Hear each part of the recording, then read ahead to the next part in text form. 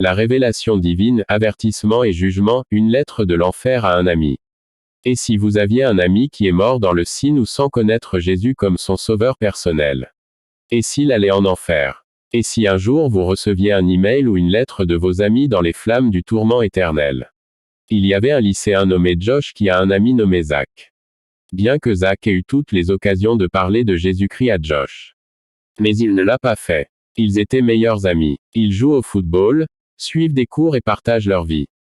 Mais il y a une chose que Zach a cachée à Josh, est sa relation personnelle avec Jésus-Christ. Le reste de l'histoire est simple et triste. Un peu trop de bière. Un retour tragique à la maison, un accident, un décès, des funérailles et une lettre. Une lettre de l'enfer à un ami. Cher Zach, je suis mort aujourd'hui, c'est très différent de ce à quoi je m'attendais. Vous voyez, j'ai toujours pensé que mourir m'amènerait dans un monde brumeux, mais cet endroit est limpide. C'est encore plus réel que ma vie sur Terre. Je peux penser, je peux parler, je peux même sentir. Juste après l'accident, je peux sentir mon esprit quitter mon corps. Au début, je faisais juste la queue, je m'inscrivais, je suppose. Ils me demandent mon nom et commencent à regarder à l'intérieur d'un livre qu'ils appellent le livre de vie. Je suppose qu'ils ne peuvent pas le trouver là-bas, puis une énorme bête debout à côté m'attrape par le bras et commence à m'entraîner. J'étais terrifié, je n'avais aucune idée de ce qui se passait. J'ai demandé à la bête, où va-t-il? Mais il ne peut pas répondre. Puis je lui ai demandé à nouveau. Enfin, il me dit, seuls ceux dont les noms étaient écrits dans le livre de vie pouvaient entrer au ciel. Le reste serait condamné à l'enfer pour toujours. J'ai eu peur, la bête m'a traîné dans une cellule de détention. Zach, tu sais ce que j'ai pensé. J'ai pensé à toi. Zach, tu es chrétien. Tu me l'as dit toi-même. On en parle 3 fois aujourd'hui. Jerry en a parlé, mais vous en avez ri. Cyril en a parlé, mais vous avez changé de sujet. Tout s'est passé juste avant l'accident. La question que je ne peux pas enlever de mon esprit est la suivante. Zach, pourquoi ne m'avez-vous jamais dit comment devenir chrétien? Je veux dire, tu dis que tu es mon ami. Mais si vous l'étiez, vous m'auriez parlé de Jésus et de cet endroit terrible vers lequel je me dirige. Je peux sentir mon cœur brûler ma poitrine. Zach, la bête envoyée pour me capturer arrive dans le couloir. Je peux entendre leur voix, chuchotant à propos d'une partie de l'enfer. Ils l'appellent le lac de feu. Je ne peux pas supporter ce Zach. Je suis terrifié. La bête a ouvert la chambre. Oh non, non. Ils arrivent et ils me montrent du doigt. Ils m'attrapent et me transportent hors de la pièce. Je peux sentir le soufre brûlant et le soufre. Je peux voir les clips des flammes brûlantes où je serai jeté et brûlé.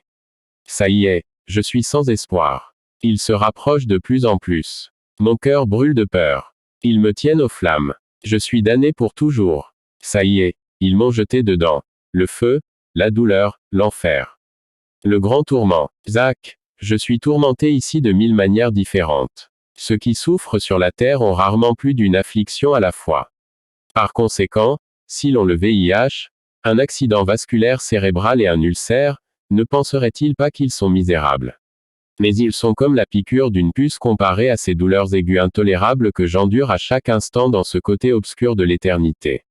J'ai toute la souffrance en enfer, le feu inextinguible qui m'a brûlé, un lac brûlant qui m'étouffe toujours. L'obscurité totale qui me fait peur et une forme de conscience qui me ronge. Une autre partie de ma misère est l'incessante et extrêmement violente de mon bourreau. Ce sont des cris et des hurlements continus et épouvantables. C'est l'achèvement de toute misère, une prison, un cachot, un gouffre sans fond, un lac de soufre, une fournaise de feu qui brûle pour l'éternité. Mes narines sont étouffées de flammes sulfureuses, mes langues avec des cloques brûlantes, et tout le corps est enroulé avec un ver rongeur continuel. Mon esprit est tourmenté alors que je me souviens à quel point j'ai bêtement perdu mon temps précieux sur terre. Je suis tourmenté par les pensées de mon plaisir passé, de mes douleurs présentes et de mes peines futures qui doivent durer éternellement. Le feu qui m'a brûlé est si violent que toute l'eau de la mer ne pourra jamais l'éteindre. Les douleurs que je souffre ici sont si extrêmes qu'il est impossible à quiconque de les connaître, sauf aux damnés, mais il n'y a pas d'apaisement de mes tourments, et ce que je souffre maintenant, je dois le souffrir pour toujours. Toutes mes souffrances intolérables dureront pour l'éternité. Toutes ces souffrances que j'ai racontées sont très douloureuses. Mais ce qui les rend le plus douloureux est le souvenir de vous. Ce tourment sera toujours pour toujours parce que vous avez refusé de me prêcher et de m'avertir à propos de cet endroit. Pourquoi Zach? Pourquoi ne m'as-tu pas reproché mes péchés? Pourquoi ne m'as-tu jamais parlé de Jésus?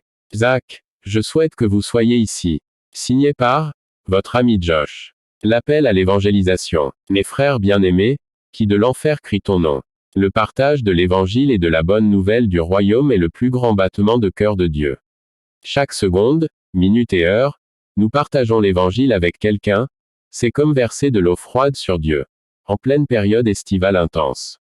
Cependant, quand nous intercédons finalement sérieusement auprès de cette âme et qu'elle se convertit pleinement et assure également son établissement dans la foi, c'est comme offrir à Dieu une boisson fraîche et fraîche au milieu d'une période estivale sévère. Celui qui prêche l'évangile est un chrétien sage tandis que celui qui assure l'établissement de l'âme dans le royaume fait mieux.